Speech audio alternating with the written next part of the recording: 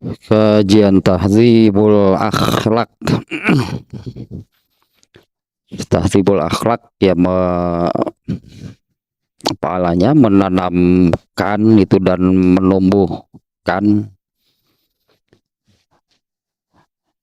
al akhlakul karimah. Jadi targetnya ya dari kajian ini adalah yaitu memiliki ya, untuk memiliki al akhlakul karimah, dengan catatan ya al akhlakul karimah itu adalah amal yang sudah menjadi biasa, bahkan menjadi warna diri dan mendarah daging, di mana hal tersebut yaitu yang hingga mendarah dagingnya itu adalah ajaran Islam.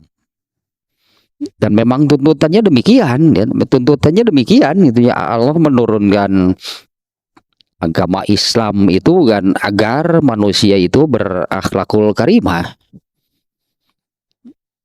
Nah, di antara hal terpenting ya untuk bisa demikian itu adalah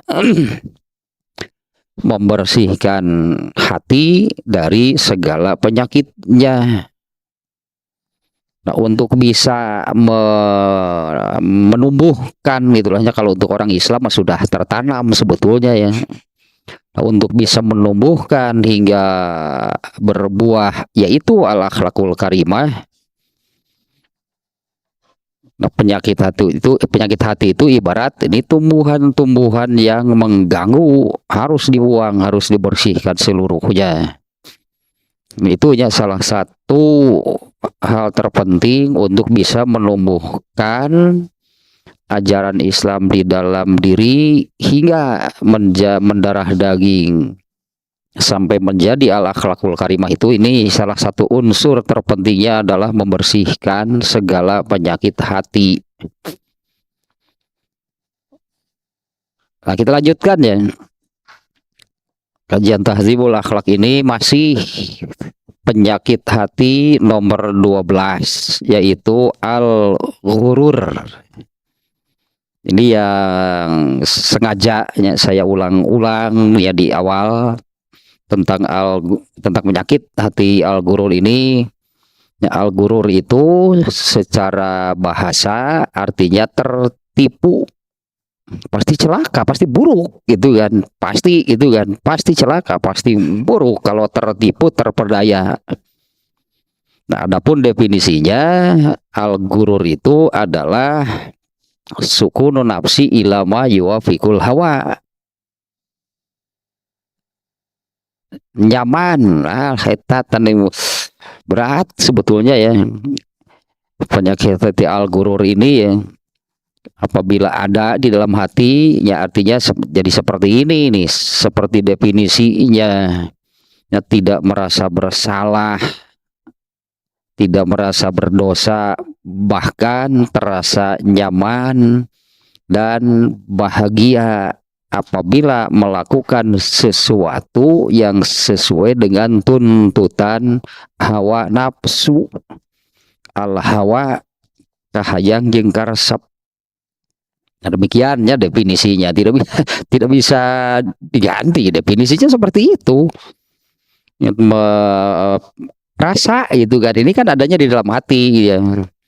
Jadi itulah yang muncul di dalam hati, yaitu perasaan tidak bersalah, ya, perasaan atau rasa nyaman dan bahagia ketika melakukan sesuatu yang sesuai dengan tuntutan al-hawa.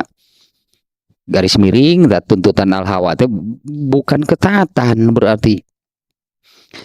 Nah, maka orang yang kena oleh penyakit hati al-ghurur itu adalah man ittakhadzal hawa qaidan wasyaitona dalilan.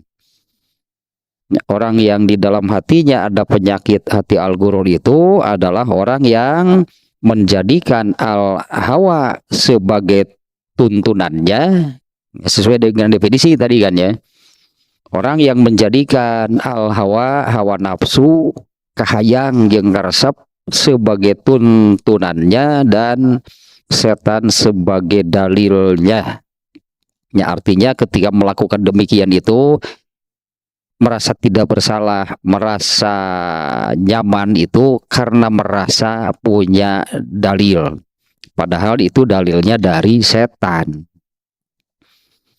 Nah, kita lanjutkan nih ya. Ini bagian terakhir ya dari apa namanya, cukup panjang kan ya ini kajian tentang penyakit hati yang ini, gurur. Yang terakhir gurur ashabil mal. Ya, gurur karena harta atau gururnya pemilik harta. Bukan gururul agnia nih ya, bukan hanya orang kaya. Bukan hanya orang kaya, bukan hanya orang yang banyak harta. Ini gurur karena harta. Ya, gurur pemilik harta. Baru satunya karena ada banyak sebetulnya. Nah, baru satunya yang ya macam lah gitunya gururnya itu yang kemarin ya ini ulasan sedikit ya.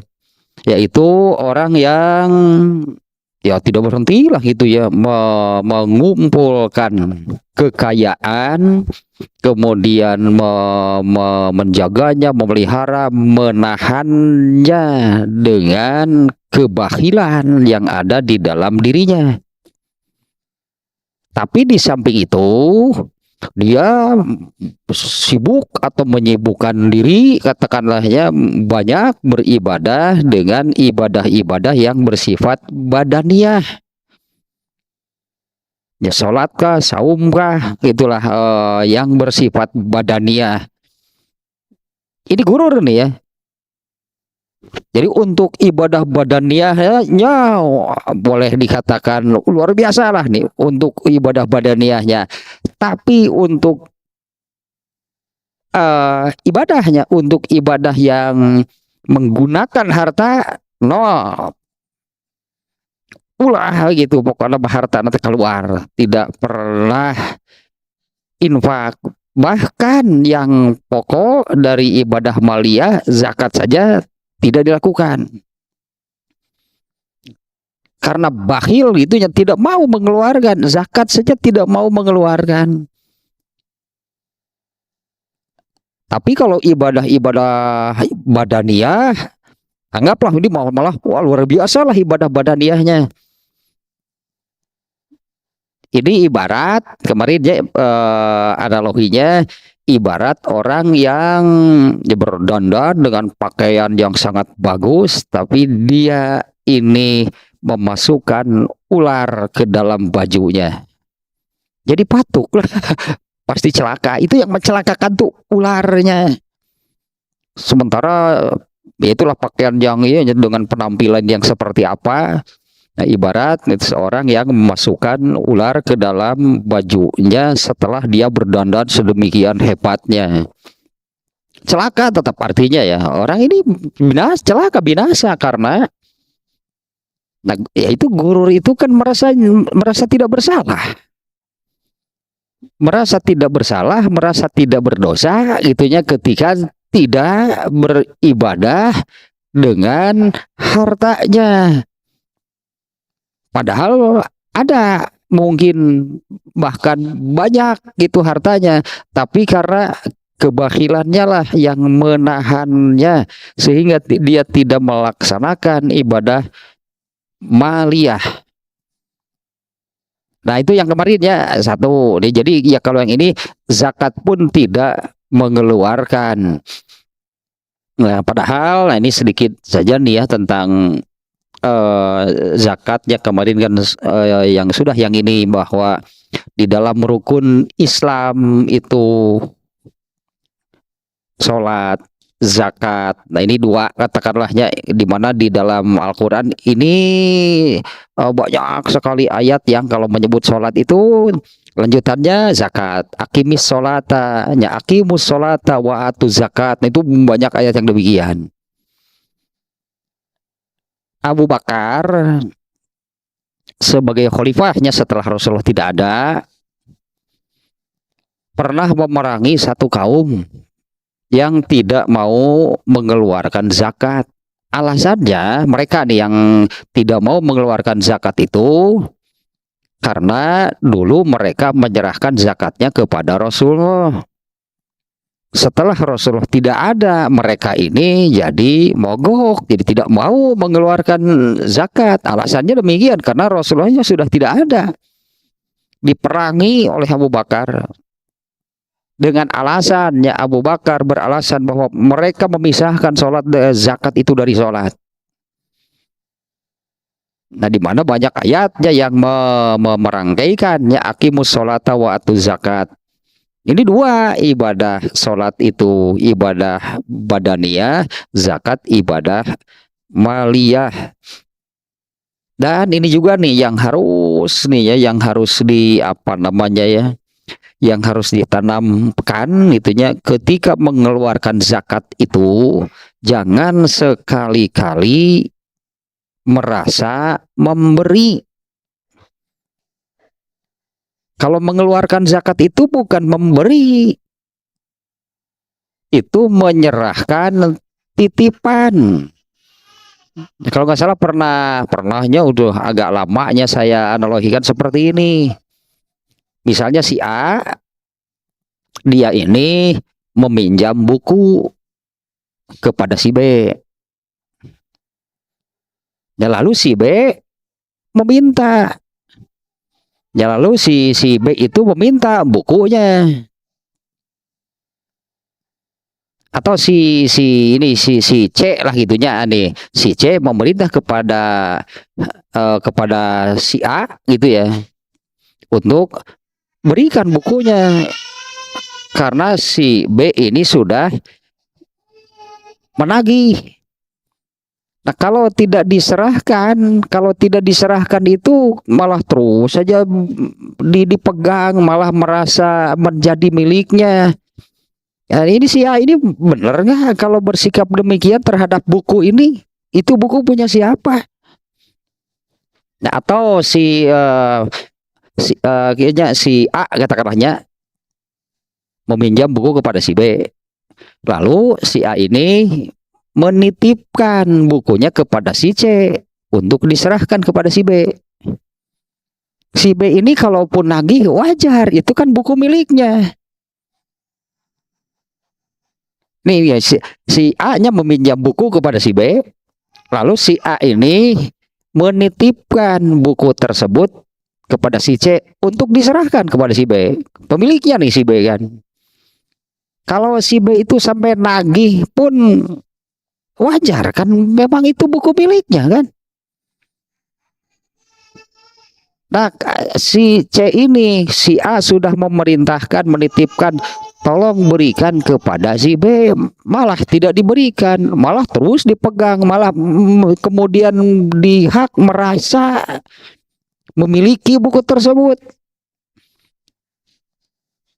Nah, zakat itu demikian.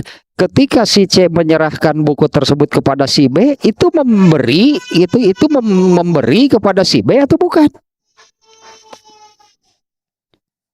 Nah, makanya untuk zakat ini kan sebutannya mustahik.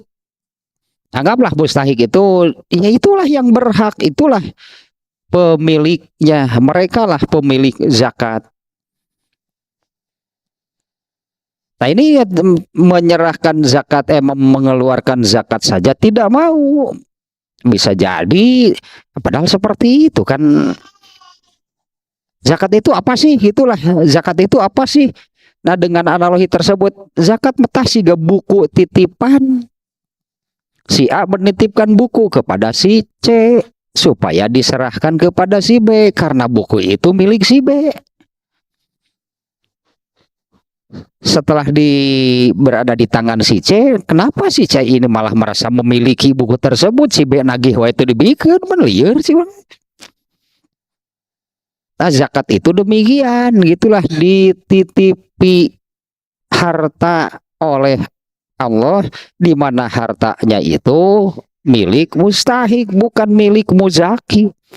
Ya, sehingga kalau mengeluarkan zakat itu jangan merasa memberi, bukan memberi. Itu ibarat si C menyerahkan buku titipan dari si A kepada si B pemiliknya. Apa si A itu memberi kepada si B? Kan enggak. Jadi kenapa mesti berat mengeluarkan zakat? Emang usaha gitu itu. Kenapa mesti berat? Emang punya siapa? Dasar bakhil ari nunggus aya dina sakuna teh sakitu nu batur keukeuh teu menang kedua sakitu eta teh nu batur keukeuh da geus aya dina sakuna teh ulah keluar. Padahal kan kalau dia menyerahkan kepada mustahik kan bukan memberi, kan dia memang punya mereka, memang hak mereka. Entah mungkin ya itu mungkin memahami zakat itu seperti ini ya, di antara penyebabnya mungkinnya memahami mengeluarkan zakat itu sama dengan infak sodakoh. Beda. Kalau infak sodakoh betul itu punya kita yang kita memberi. Nah, kalau zakat bukan. Ada yang seperti ini nih ya, pasti ada nih. Ini yang gurur karena harta nih ya, yang macam pertama yang seperti ini. Dia itu hanya mengumpulkan harta, menahan-nahannya, tidak mau mengeluarkannya, bahkan untuk zakat pun. Bahkan untuk zakat pun dia tidak mau mengeluarkan. Tapi untuk ibadah badaniahnya, wah luar biasa lah itu, tetap saja gurur. Nah, ibarat orang yang sudah berdandan rapi dengan pakaian yang hebat, yang luar biasa, tapi dia ini memasukkan ular di dalam bajunya. Jeung ular lagi, ular yang berbahaya nih, pasti celaka. Itu yang pertama dia. Kemudian macam kedua. Nah, sekarang nih kita lanjutkan ya ke macam kedua. Alah, memilikinya dari ini asli bahasanya seperti ini sih ya, dari penulisnya. Ghalabahumul jahlu. Ini yang dikalahkan oleh kebodohannya nih. Fala tasmahu nufusuhum illa bi ada izakati faqat.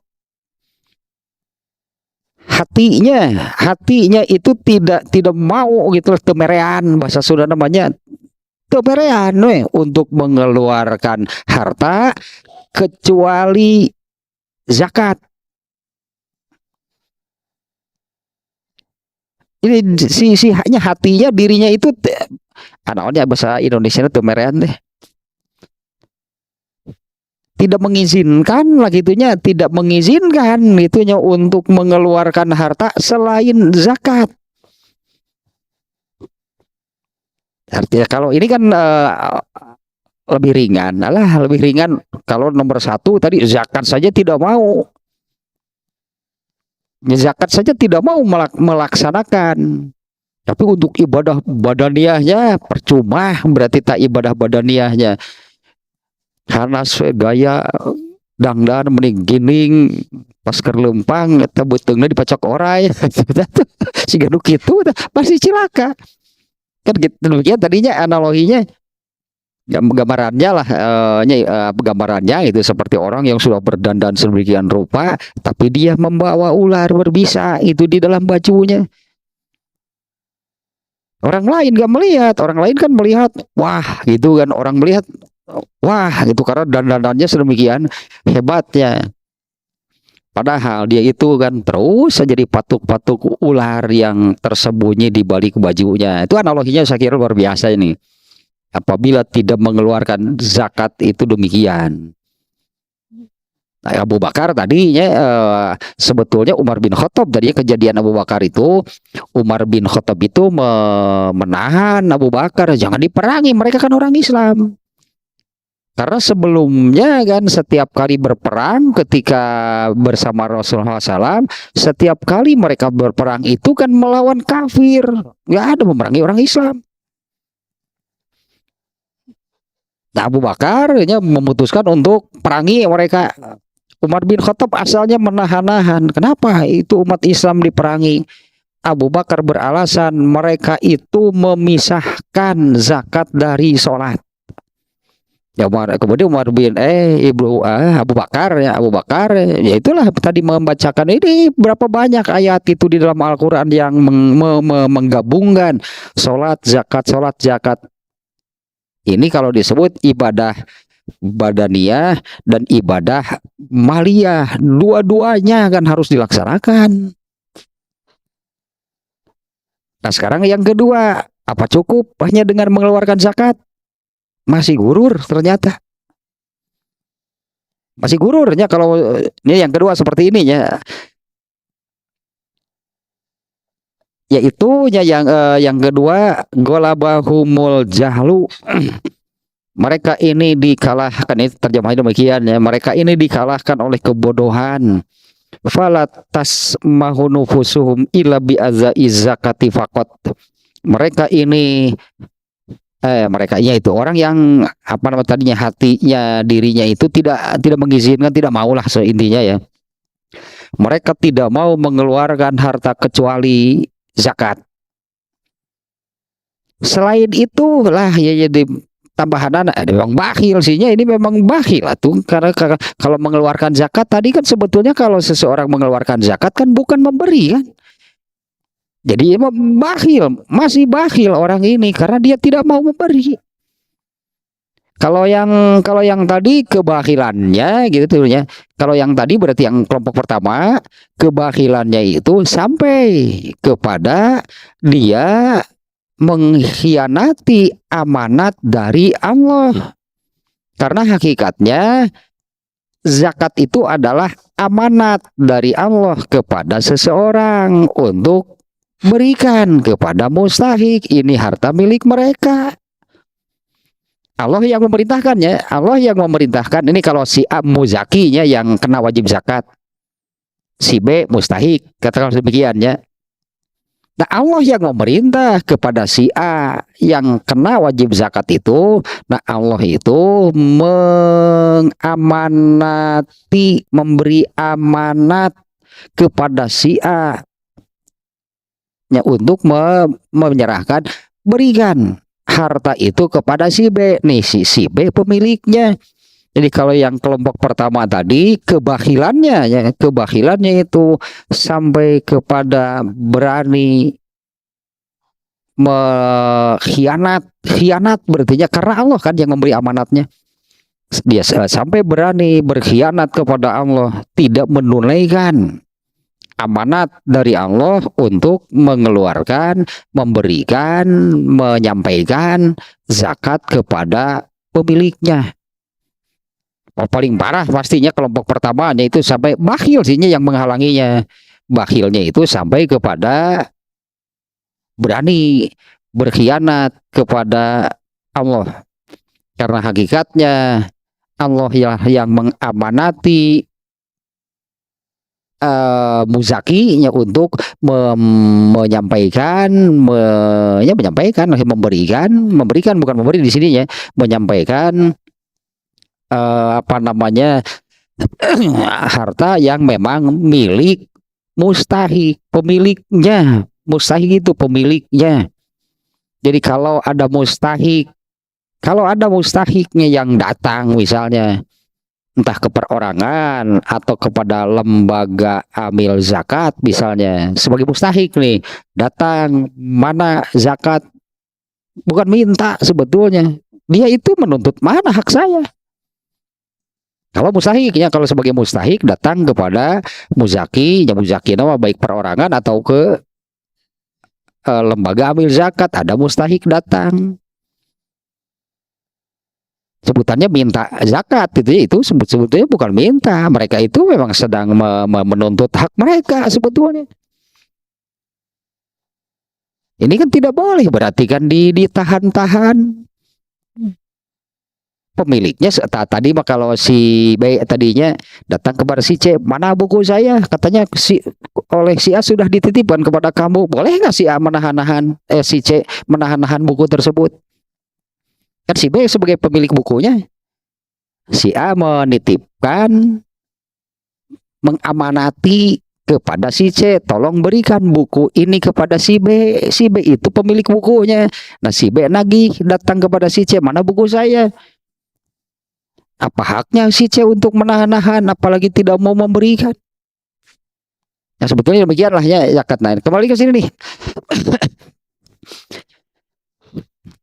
Orang yang macam kedua kan ya, orang yang hanya mau mengeluarkan hartanya itu berupa zakat, selain dari itu tidak. Ini masih gurur dengan harta ini. Ya, yang hanya mau mengeluarkan hartanya itu berupa zakat, nah, kan masalahnya tetap seperti tadi, orang ini tetap bakhil, artinya orang ini tidak pernah memberi. Ya, karena mengeluarkan zakat itu bukan memberi. Seolah-olah dia merasa aman bahwa apa namanya ya, seperti ini ya. Kenapa sih ini disebutnya zakat? Nama itunya zakat. Zakatnya itu dari zaka, yazki, bersih artinya. Nah, zakat ini jadi kotor. Harta berupa zakat ini kotor selama ada pada muzaki. Ini selama berada di muzaki, belum diserahkan, belum dikeluarkan, ini kotor. Nah, kalau ditahan-tahan tidak juga dikeluarkan, maka harta zakat ini kotor dan akan mengotori harta lainnya yang bersih. Jadi kotor harta-harta yang lainnya yang bersihnya. Makanya buru-buru. Itu kan sebetulnya harusnya buru-buru buang, buru-buru. Tak itu bikin kotor ngeluarkan zakat. Buru-buru berikan, buru-buru keluarkan. Nah, orang ini yang kedua ini dengan mengeluarkan zakat, ya tidak mau mengeluarkan kecuali hanya itu saja yang dia keluarkan zakat. Dia sudah merasa aman karena apa yang akan mengotori harta miliknya itu sudah dia buang. Tapi ya Pak, ya parah dah ya bakal aku mah gurur mah. Tapi dibarengi seperti ini gitu ya. Kalau orang ini menyalurkan, memberikan gitu zakatnya baik kepada lembaga ataupun perorangan langsung kepada mustahiknya gitu ya, itu sama saja gitu ya, sama saja mau melalui lembaga ataupun langsung. Nah, orang ini berharap timbal balik, si mere berarti berharap timbal balik. Kudu nganuhunkeun si mun tadi teh masih bete kudu nganuhunkeun teh, padahal kan si C mah hanya katitipan.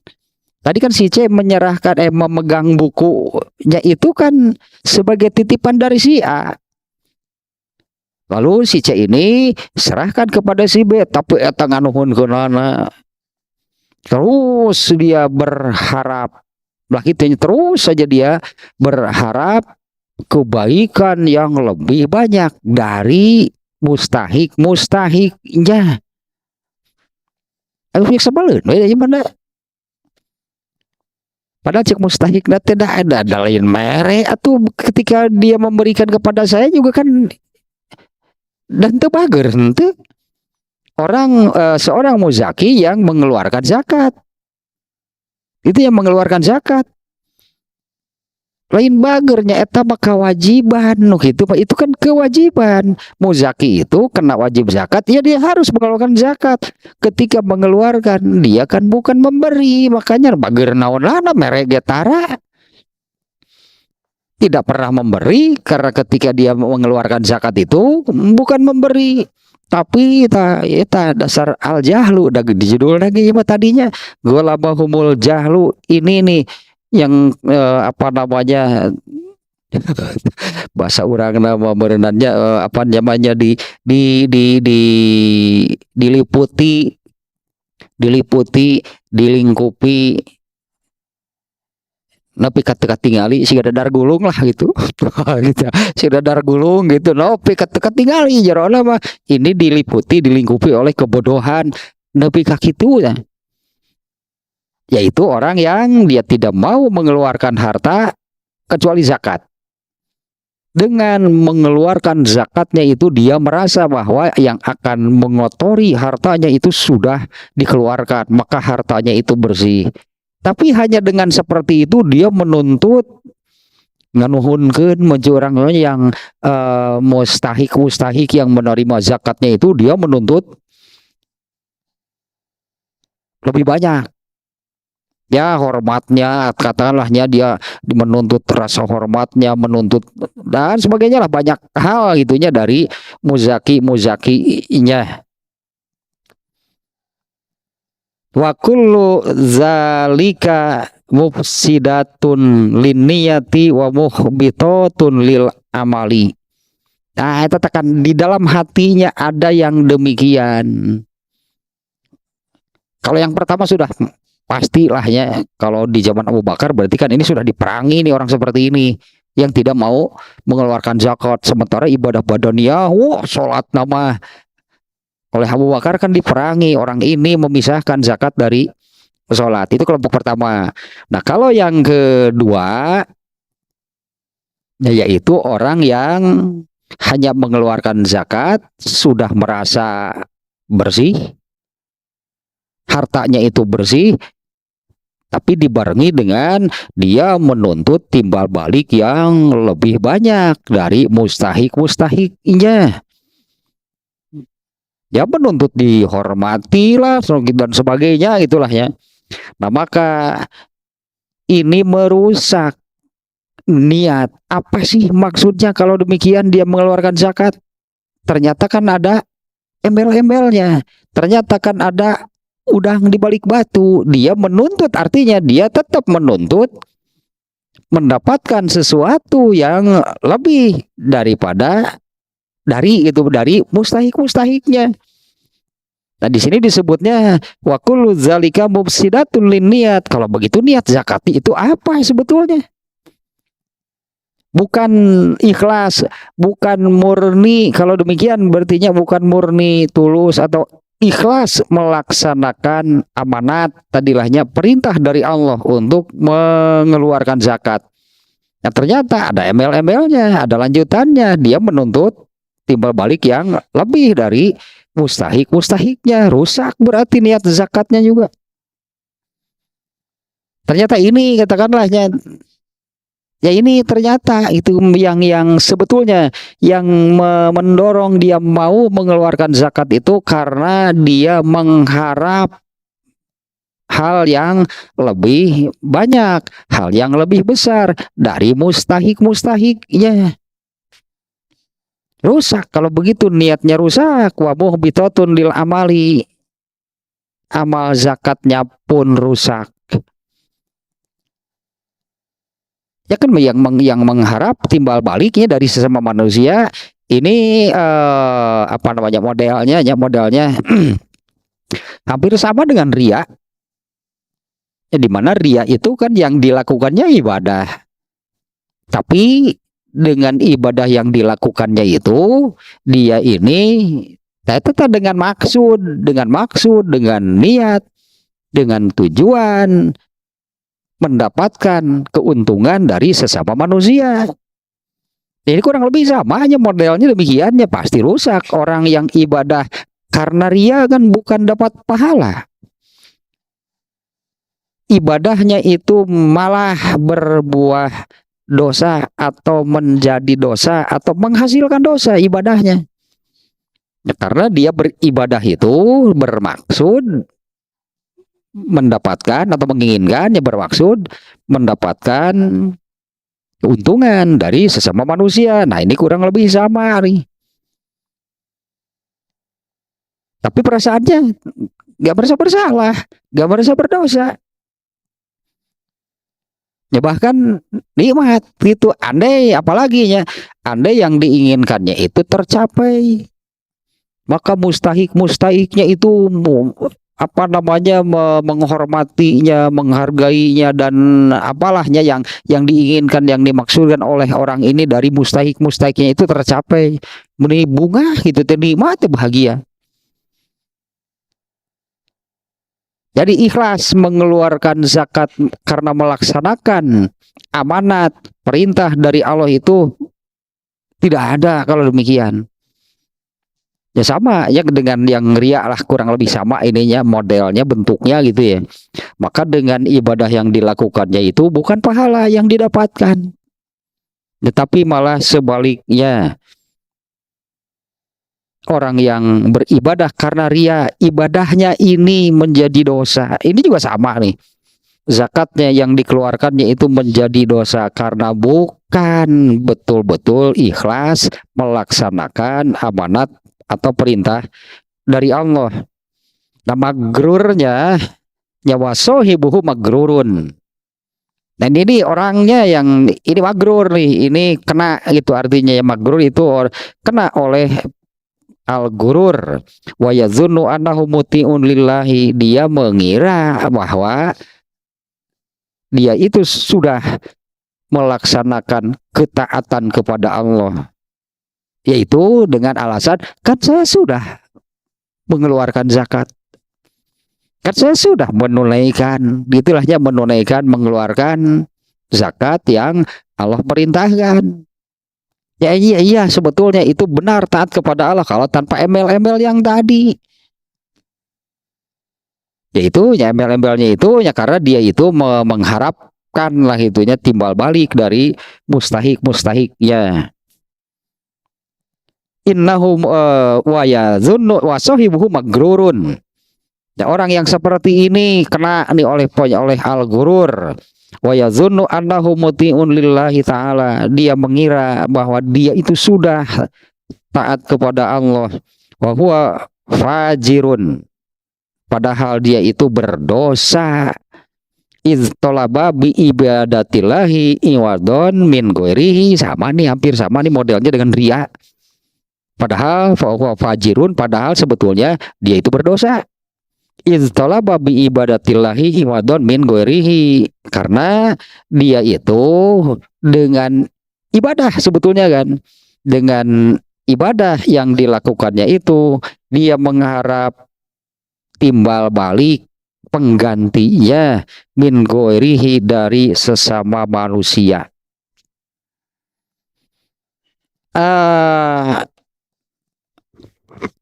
Di dalam ini kitab Sahih Bukhari ya, Imam Bukhari, kalau kelompok pertama terlalu parah lah gitulah, itu tadi banyak kelompok pertama itu terlalu parah karena hanya rajin, tekun, ibadah badaniahnya, maliyahnya sampai ke zakat saja tidak melakukan. Wah itu udahlah, itu setong dibahas deh lah, paling ditambah gitu mah. Nah ini yang kedua nih, mau mengeluarkan tapi hanya zakat, infak nggak ada, hanya zakatnya yang dikeluarkannya. Nah, di dalam kitab Sahih Bukhari-nya Imam Bukhari itu memberi sebutan orang yang kelompok kedua yang barusannya hanya mau mengeluarkan zakat, etama mau ada embel-embelnya mengharap timbal balik. Kalau mengharap timbal balik mah seperti ini kan ya. Seperti ini jadinya ibadah zakatnya pun jadi dosa. Ya, karena dia mau melakukan itu mengharap timbal balik, keuntungan, penggantinya dari sesama manusia. Ini kalau yang ikhlas nih, mengeluarkan zakatnya asli betul-betul gitulah, ikhlas memenuhi melaksanakan amanat, memenuhi perintah Allah, tapi tidak mau mengeluarkan yang lain selain zakat. Ini Imam Bukhari memberi sebutan orang yang seperti ini asyahihus sahih. Asyahih, syahih itu pakai sigoh bolago dehnya. Parah ya. Asyahih teh kalau kata kerjaan mah syuhun. Syuhun itu puncak kebakilan. bakhil puncaknya syuhun. Ya, kita mendengar bakhil saja kan sudah jeleknya, buruk kan orang yang bakhil. Itu kemari tiaga dengan pandina pelajaran baru dakwan al bakhilu aduwullah disebut lagi anu koret musuh Allah. Orang bakhil itu musuh Allah. Bakhil ini puncaknya yaitu syuhun. Nah Imam Al-Bukhari, nah kalau orangnya syahun, pakai hak kecil, pakai bukan sahun alazinahum an sholatim sahun, bukan yang itu ya, beda huruf-hurufnya nih. Syahih ini sigo mubalaghah dari bakhil puncaknya syuhun. Nah, syuhunnya pun mubalaghahnya yang paling. Sekali lagi seperti ini ya maknanya nih.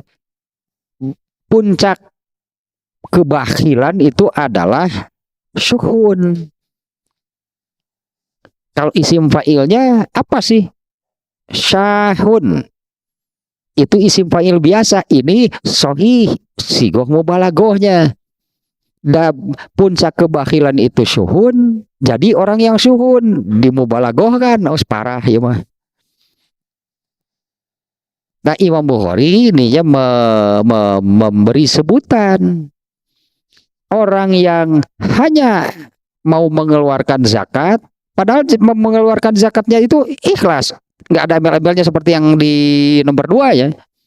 Kalau ini kan jadi magrur kan. Jadi gurur nih kalau ada embel-embelnya. Kalau ini tanpa embel-embel, betul-betul ikhlas melaksanakan mengeluarkan zakat itu karena Allah. Tapi tidak mau mengeluarkan harta selain zakat tersebut. Nah, Imam Bukhari memberi julukan Asy-Syahihus Shahih. Ini si syahih sejati. Syahih tulen iya mah. Memang orang ini sebetulnya tidak pernah mau memberi, berarti tidak pernah memberi. Kalau orang hanya mengeluarkan zakat, makanya kan mengeluarkan zakat bukan memberi, mengeluarkan zakat mah tayya asy-syahihus shahih mah. Orang yang mau katakannya mau rajin, tidak pernah terlewatkan zakat dikeluarkan dan ikhlas lagi. Tanpa embel-embel. Nah Imam Bukhari memberi julukan Asy-Syahihus Shahih. Namun bahasa orang nama gitu teh lah karena itu teh keken mengkene buntut kasiron. Keken mengkene buntut kasiran bakatku mereng merepet cap jahe lah pokoknya gitu mah. Merecet ge hese.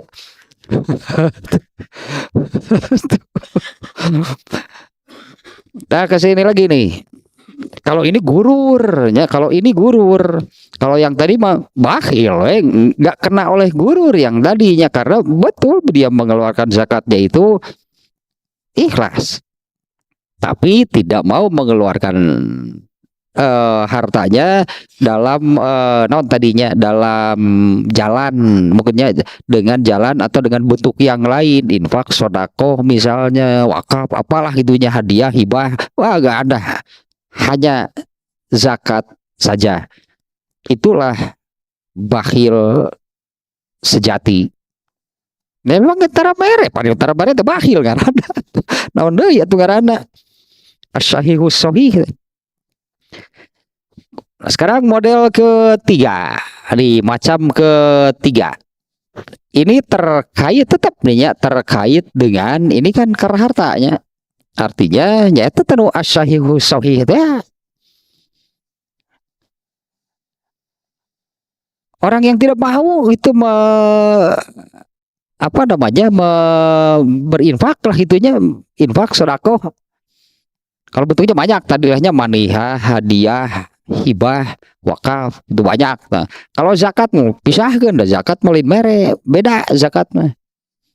Nah, kemudian ini kelompok yang ketiga nih. Igtaru bihuduri majalisil wa'zi wa taqadu anna zalika yugnihim wa yakfihim. Iya ya orang yang ketiga nih, kelompok ketiganya, gururnya itu dengan tadi merasa aman deh kan ya, merasa aman, merasa tidak bersalah, merasa nyaman. Karena kalau ini gururnya adalah karena suka menghadiri majelis pengajian. Tetap bakhil, ngaji berajin. Atau kerenaun ngaji ari anger bakhil ayo hasilna ngaji itu tuh. Ngaji rajin bakhil anger itu teh arti itu tuh non hasilna atuh ngaji itu. Ya kita nih coba lanjutkan nih ya. Ini gururnya itu seperti ini. Suka menghadiri pengajian dengan seperti itu dia sudah wa'takoda anazalika yugnihim wa yakfihim. Dia merasa itu sudah cukup bagi mereka. Kalau ini bukan hanya sih gurur hartanya, iya pasti ada nih di dalam ini kelompok ketiga. Tapi ini bukan hanya soal harta, gururnya suka hadir, sering hadir, rajin, rutin bahkannya hadir mengikuti pengajian. Kemudian merasa bahwa dengan selalu itu sebutnya mengikuti pengajian, mengikuti kajian, mengikuti tabligh akbar, alah naon lah karena beda rek takbir asgor pek lah. Tabligh akbar, tabligh leletikan, tabligh akbar kan terkesannya tabligh wah besar gitu ya, tabligh leletikan. Emang ayat tabligh leletikan jeung tabligh asa gitu-gitu kayaknya tabligh guna.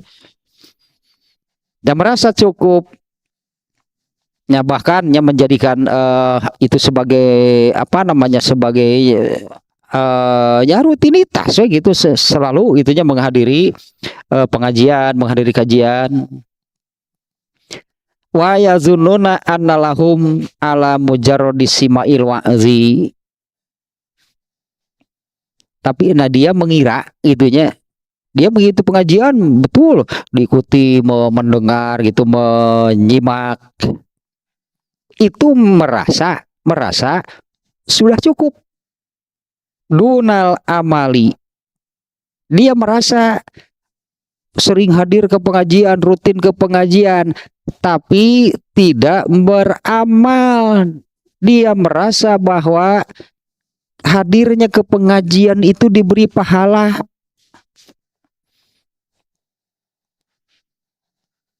Sekali lagi ya, rajin itu bahkannya rutin gitulah mengikuti pengajian. Nah, merasa nih gururnya di sini nih, merasa ya datang ke pengajian kan masa bukan amal soleh, itulah sebutnya datang ke pengajian kan. Oh ini kan melaksanakan kewajiban tolab ilmu, ya pasti diberi pahala lah oleh Allah gitu kan. Gururnya itu adalah dia merasa dengan selalu hadir mengikuti pengajian dapat pahala tanpa mengamalkan apa-apa. Ya tanpa mengamalkan apa-apa. Nah, di sini jadi ada dua nih. Ada dua macam nih kalau yang ini nih. Yang pertama berarti pengajiannya nih memang yang apa sebutannya secara umum malahnya, penceramahnya, narasumbernya memang tidak mengarahkan, tidak menekankan kepada beramal. Jadi hanya kajian itu hanya untuk menambah pengetahuan, nggak merubah amal apapun, nggak berubah gitunya ke arah beramal lebih baik, beramal lebih banyak. Ya ustadna eta menuk itu, ustadna yang demikian. Ya hari ngaji maka itu kadi sering. Tapi setiap pengajian itu nggak ada ke arah gitunya ubah supaya menjadi beramal, menjadi lebih baik, menjadi lebih banyak. Artinya kajian ini hanya sebatas apa namanya disebutnya, pengajiannya ini hanya sebatas menyampaikan, mengungkap ilmu agama ini untuk menjadi pengetahuan. Tanu cilakana manu ustad datara beramal, rek nitah beramal kumaha. Ini kalau memang ustadznya gitunya kurang malas, tidak untuk sepisan mah beramal. Yang seperti ini pasti nggak akan menekankan kepada yang ikut kajiannya beramal apa maneh nage henteu moal gitu teh sok. Jadi setiap kali itunya ya judulnya apalah tadinya, mau kajian, mau nanu ilmu gitu, majelis ilmu atau tabligh akbar. Nah kalau memang ininya berarti ini ada duanya. Yang pertama seperti ini, memang narasumbernya, penceramahnya memang tidak mengarahkan ke sana. Artinya setiap kali pengajian itu hanya mengungkap, boleh atau sebutannya apalahnya, mengungkap, membuka ilmu agama itu hanya untuk jadi pengetahuan. Iya nu salah dua nana, iya berarti. Ini yang salah dua-duanya. Satu lagi, kalau penceramahnya, nah ini sudah karena apa namanya, maksud sebetulnya kan, maksud tujuan diadakan pengajian kan sebutannya apapun lah tadinya, maksud gitu dan tujuan diadakannya pengajian atau apapun gitu kan. Nah ini kan untuk diamalkan, ini untuk diamalkan. Nah, andai penceramahnya ini sudah menyampaikan, sudah menganjurkan, menekankan, memerintahkan beramal, ternyata yang ikut pengajiannya yang tidak mengamalkan, itu salah mereka. Ustadznya sudah benar. Nah, yang parah itu yang tadi model pertama, ada ustadznya getara. Menekan, mengarahkan itunya, menganjurkan, menekankan untuk beramal. Ini kan majelis ilmunya tentang agama, di mana ilmu agama ini bukan ilmu apa namanya, bukan ilmu sekedar hafalan, harus sampai kepada pengamalannya. Nah, kembali nih ke sini dia, ini yang pasti ini pengamalannya pun terkait urusan harta pasti. Ari cek ustadna deui. Nah mustamina teh bakhilnya emang iraha gitu ngarahkeun kana beramal soleh ada tara. Ini ustadznya memang tidak mengarahkan, menekankan, memerintahkan beramal soleh. Kan mengeluarkan harta itu kan amal soleh. Apa ustadzna ge henteu ngarahkeun kadinya ge. Tapi ari cek ustadna ai mustami mun dibararahil pisan. Salah saha coba? Salah siapa? Kalau saya sering mencontohkan ini nih. Karena ini banyak terjadi ya. Ini banyak terjadi nih di pengajian itulahnya. Pengajian nih. Ya ternyata di masjid nih, tempatnya di masjid. Pengajian di masjid. Ternyata nih ustadznya nih, begitu masuk ustadznya tidak sholat tahiyatul masjid. Kira-kira yang hadir ada nggak yang melaksanakan? Pan ustadznya henteu. Ya mustamina ge eraeun atuh, nanti kalau saya melaksanakan bisa ngajarkeun ka ustad mureun. Nah, padahal gitulahnya, padahal kalau kita melihat tahiyatul masjid lahnya, ini ustadznya kan harus memberi contoh. Harusnya sebaliknya, kalau ustadznya begitu masuk masjid kemudian sholat tahiyatul masjid, nanti mustaminya yang ikut pengajian itu minimal malu atau kalau tidak tahiyatul masjid. Da ieu mah tibalik nepi ka mustamina teh era rek tahiyatul masjid teh da ustad henteu. aya nu hayang tapi duh era rek tahiyatul masjid deh.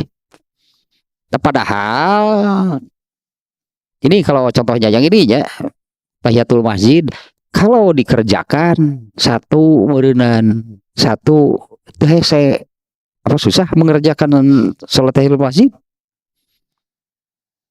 Ya tidak susah, tidak berat kan mengerjakan salat tahiyatul masjid. Teu hese, teu capek, teu lila, teu mayar. Ini kalau ustadznya ya, kalau dia mengerjakan tahiyatul masjid pantai hese atuh tahiyatul masjid mah tidak susah, tidak lama. Kalau ini kan mau pengajian, emang keganggu hanya dengan mengerjakan tahiyatul masjid, artinya waktunya keganggu, mau ya tidak susah, tidak lama, tidak capek, gratis, teu mayar.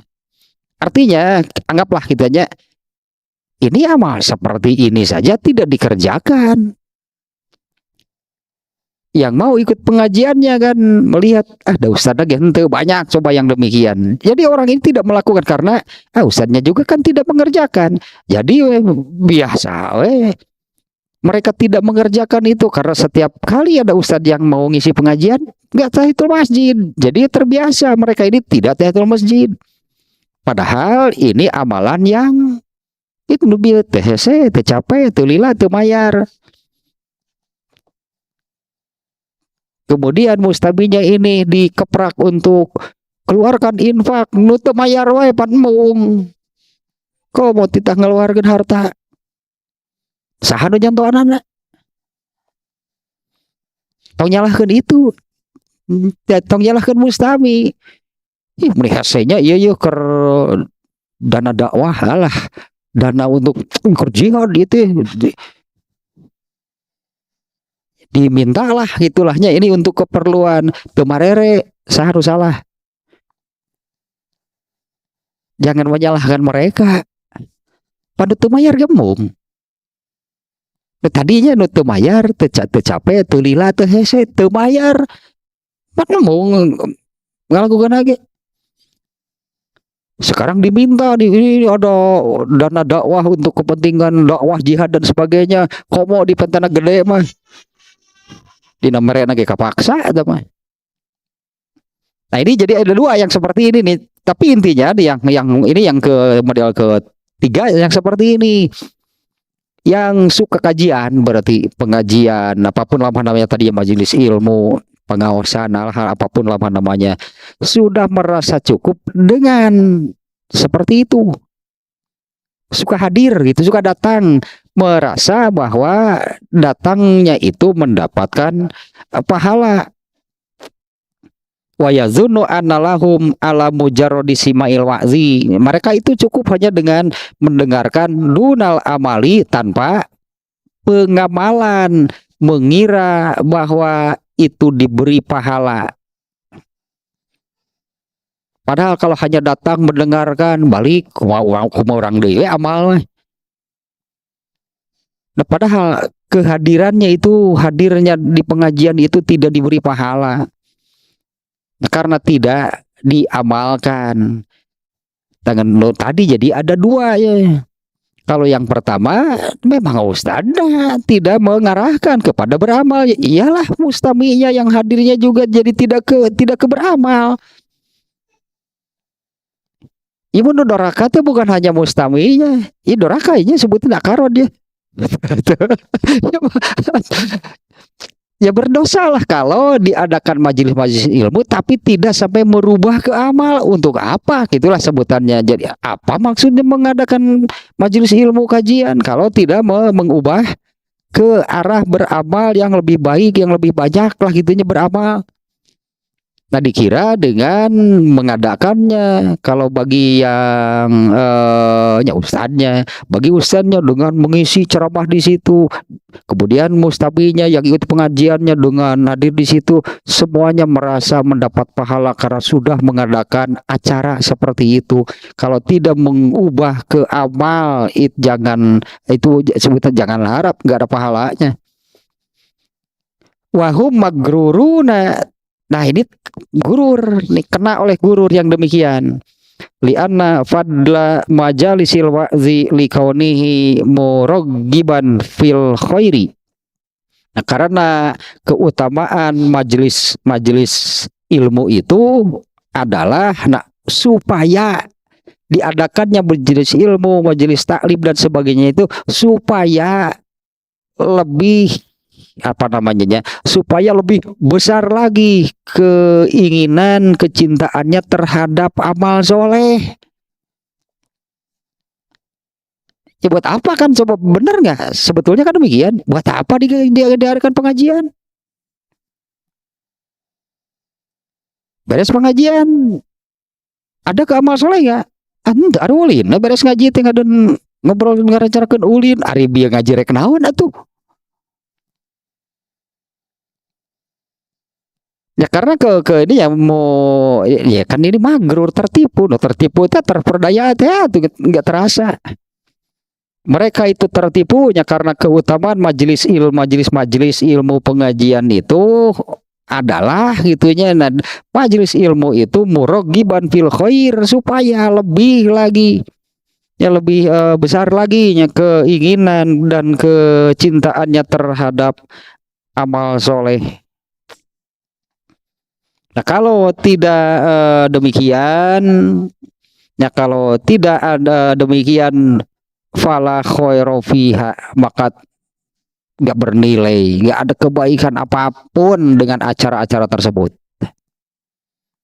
Ya, tidak ada kebaikan apapun ya dengan diadakannya acara-acara tersebut. Ya, artinya kan ini harus jadi perhatiannya, harus jadi perhatiannya buat semuanya lah, baik ustadznya ataupun yang ikut ngaji. Ya itu kalau diadakan pengajian itu tidak mengarahkan ini ya, tidak mengarahkan itu kepada menjadi lebih besar bahkan keinginan kecintaannya terhadap beramal, ini sia-sia sebetulnya, nggak ada pahalanya, nggak ada kebaikan apa-apa, nggak berharga, nggak bernilai majelis-majelis yang seperti itu. Nyawa majirodu nah itu falaki matalah itu fala khairo falaki mata, maka tidak berharga, tidak ada kebaikan apapun ya dengan hal-hal tersebut. Nah, termasuk di sininya ini kan gurur tentang harta. Di mana ini gurur dengan hartanya di model ketiga nih ya, yaitu yang suka hadir ke pengajian itu yang tadi tanya, tapi kan tidak mengubah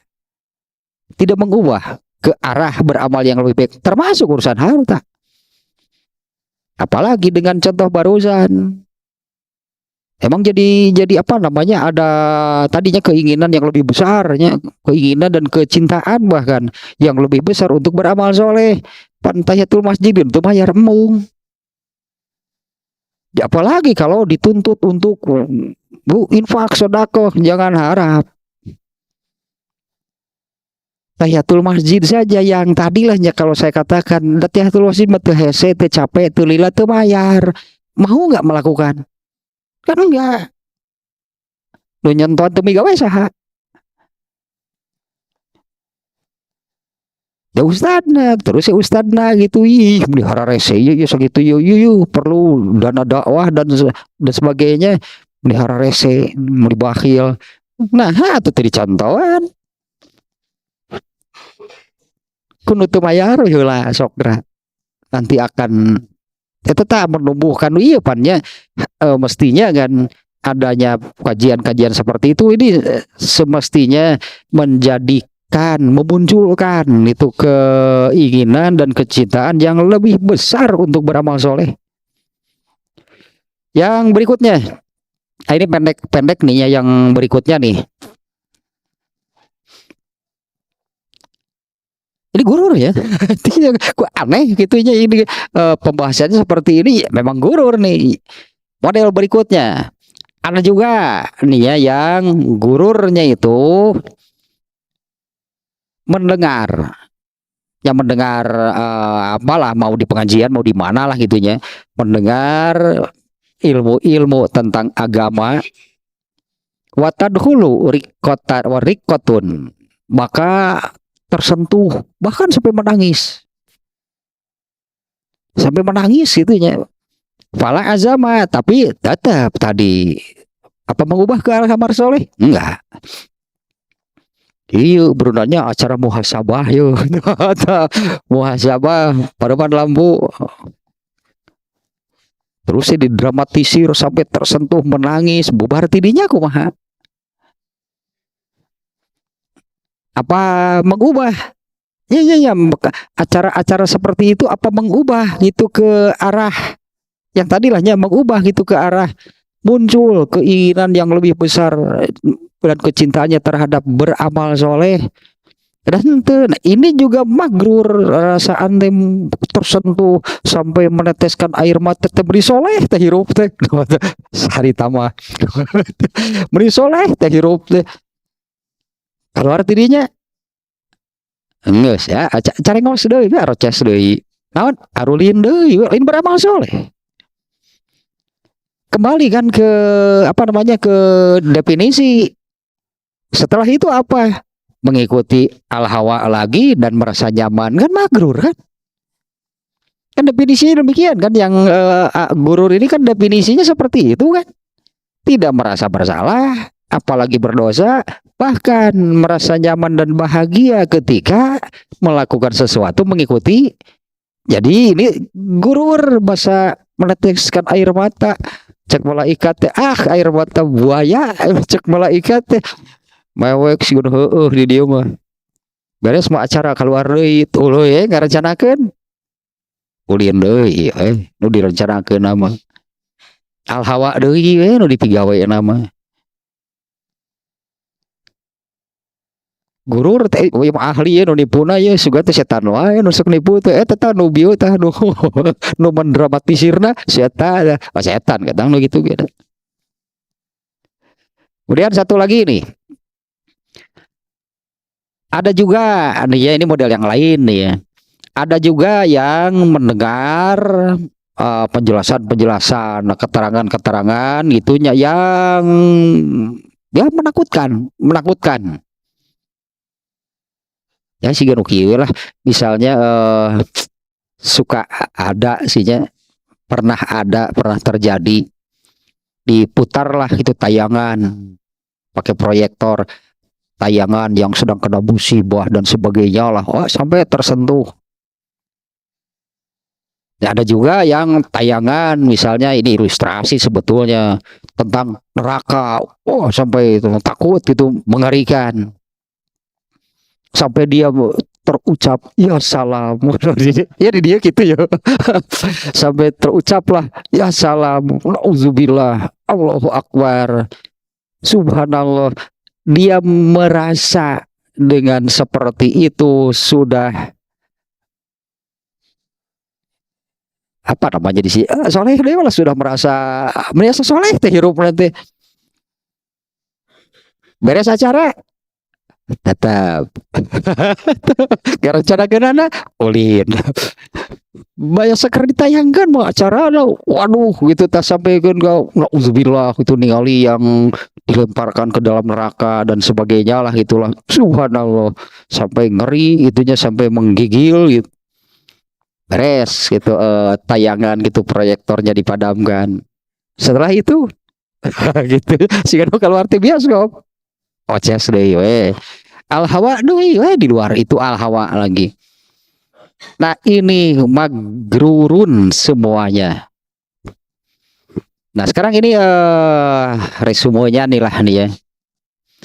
Kalau diibaratkan orang yang sedang sakit nih, orang yang sedang sakit nih, lalu datanglah ke majelis dokter yang membicarakan itulah tentang penyakit dan penyembuhannya sampai dia mengerti bahkan tapi pulang dia tidak minum obat terus pengaruhnya apa? Nah, ibaratnya nih seperti itulah orang yang sedang sakit lalu dia datang ke majelis dokter yang membicarakan ya penyakit pengobatan dan sebagainya lah sampai bahkan ini orang ini si orang yang sakit ini dia paham itu apa yang dibicarakan di majelis dokter itu. Tapi ketika selesai itu dia pulang tuluy meli rujak, tuluy kena es campur atuh penyakit namahan meureunna. Tah eta teh ibarat kitu eta teh.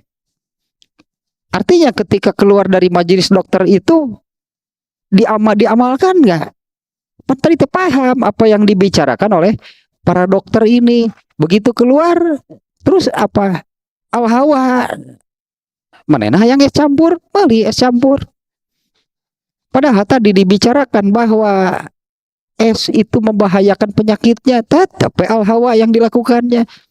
Nah, ini ibaratnya demikiannya orang yang sedang sakit datang ke majelis dokter itu yang menyembuhkan, yang membicarakan itu tentang penyembuhan dan sebagainya. Tapi begitu keluar dari majelis,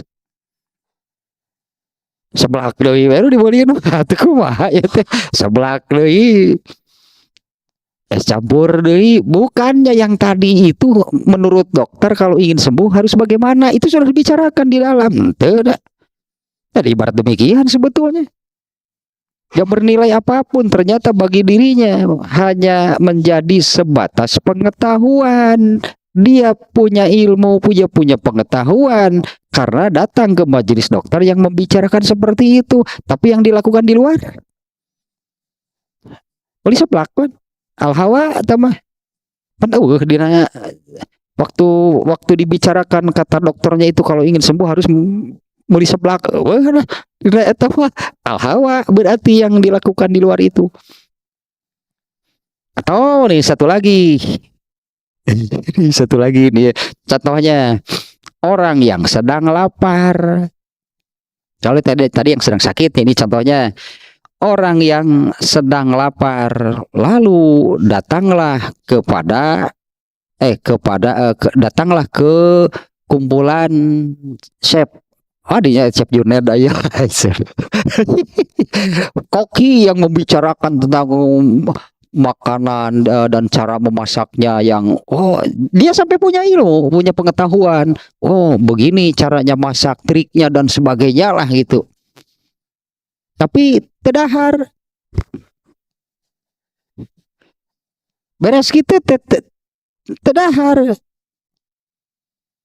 nyerah tuh anger we lapar gitu kan. Teh ibarat nanaonan atuh tadi datang ke ditu.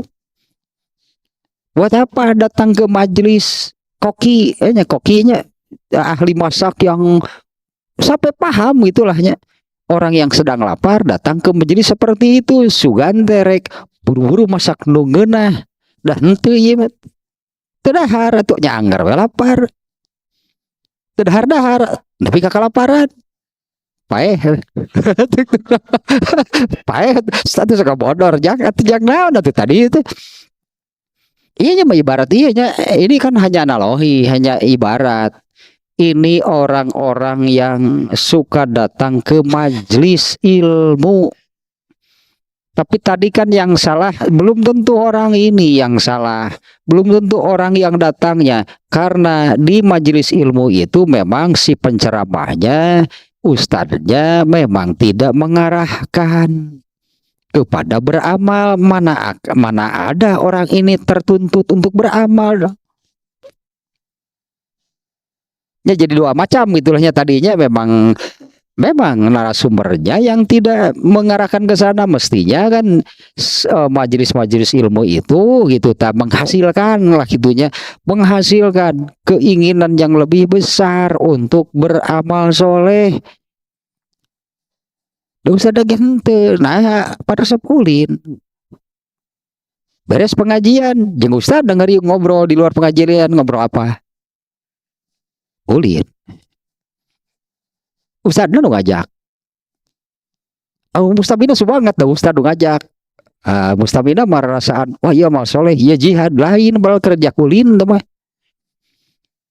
Nah ibarat seperti ini nih ya, yang kedua tadi contohnya ibarat yang sedang sakit datang ke majelis dokter, dia sampai bahkan gitu, kamu dokter nanu ngararaco mah ini ngomong naon itunya, moal menang nanaon atuh datang nage. Atau yang kedua orang yang sedang lapar gitu datang ke kumpulan orang yang sedang membicarakan makanan itulah yang lezat, yang menggugah, membangkitkan selera. Sumayan sorifu, kemudian setelah selesai tidak berobat, yang ini tidak makan. Wadzalika la yugni anhu fi maradihi wa ju'ihi syai'an. Kan kedatangan ke tempat itu tidak mengubah apa-apa. Tidak menyembuhkan penyakitnya, tidak menghilangkan laparnya. Ini lebih umum sebetulnya ya, bukan hanya terkait harta sih, bukan hanya terkait harta. Tapi disimpannya di sini nih ya oleh penulisnya. Ini bukan hanya terkait harta, artinya kan mestinya lebih memunculkan lebih besar keinginan dan kecintaan untuk beramal soleh. Yang tentunya kan ibadah amal soleh itu kan ada dua, badaniyah dan maliyah. Artinya ibadah badaniyahnya harus lebih meningkat lagi, ibadah maliyahnya juga harus lebih meningkat lagi. Wabil jumlati fakul wa'zin lam yugoyir min kasifatan tagyiron yugoyiru af'alaka hatta taqabbalallahu ta'ala ikbalan fadzalikal wa'zu fadzalikal wa'zu ziyadatu hujjatin alaika. Malah jadi dosa. Maka secara keseluruhan wabil jumlah jamlah secara keseluruhan apabila hadir gitulahnya ke majelis ilmu, ke pengajian, tapi tidak sampai kepada yang tadi, tidak sampai kepada memunculkan keinginan untuk beramal yang lebih baik, yang lebih banyak. Nah, hingga diterimalah oleh Allahnya amalnya, karena di dalam dirinya kan ada keinginan yang terus ingin yang lebih baik, yang lebih banyak lagi dalam beramal. Maka fazalikal wa'zu, maka baik majelisnya ataupun nasihat-nasihatnya itu hanya ziyadatu hujjatin alaika. Itu hanya hujatun alanya, pakai alanya bahasa ini nama hujatun alaika teh, justru hal itu akan menjadi hujah bagi kecelakaan kamu. Itu hanya akan menjadi hujahnya bagi kecelakaan kamu. Fa iza ra'aitahu wasilatan laka kunta magruron, apabila hal itu ada pada kamu maka kamu kena. Inilah tulisan di sininya. Apabila hal itu ada pada kamu, artinya sering bahkan rutinnya ikut majelis ta'lim, kajian ilmu, tapi tidak ada di dalam diri ini perubahan gitulahnya ke arah keinginan beramal soleh yang lebih baik, yang lebih banyak, maka kamu magrur, kamu itu sudah kena oleh penyakit hati al-ghurur. Ya, terakhirnya berarti ini tentang gurur nih, selesai ini ya. Ini penulisnya menutupnya dengan doa seperti ini nih. Allahumma la taj'alna minal magrurin. Ya Allah, janganlah engkau menjadikan kami dari orang-orang yang magrur. Waj'alna minar rojina wal khaifin, dan jadikanlah kami orang-orang yang benar-benar punya harapan. Karena kalau magrur kan tertipu jadi tamaninya lamunan seolah-olah harapan, kan itu setan kan yang mengemas demikian, lamunan khayalan oleh setan dikemas seolah-olah itu harapan. Di sini harapannya harapan apa? Dua lah itu harapannya. Bukan lamunan. Jadikanlah kami orang yang betul-betul memiliki harapan. Dua, terbebas dari neraka dan masuk surga. Nah, kalau oleh setan kan itu dikemas. Angan-angan terbebas dari neraka, padahal hanya angan-angan, hanya lamunan. Sebetulnya orang seperti itu kan tidak punya harapan bisa bebas dari neraka. Ini doanya demikian ya. Waj'alna minar rojina wal khaifin. Jadikanlah kami orang yang betul-betul itu memiliki harapan, itu tidak masuk neraka. Wal khaifin, dan orang-orang yang takut masuk neraka. Amin. Tuh dia lagi. Ini doanya ditutup dengan amin. Baca orang sekalian ya. Tama bilhamdu al juz'ul awalu lailatas sabti. tamat nih juz pertama malam Sabtu 15 Zulqa'dah tahun 1354. Tahun berapa nih? Tahun 1354 atau 1936 Masehi. Iya tahun 36 nulis nanti kitab itu geningan. Juz pertamanya tamat juz pertama 8 Februari 1936 Masehi.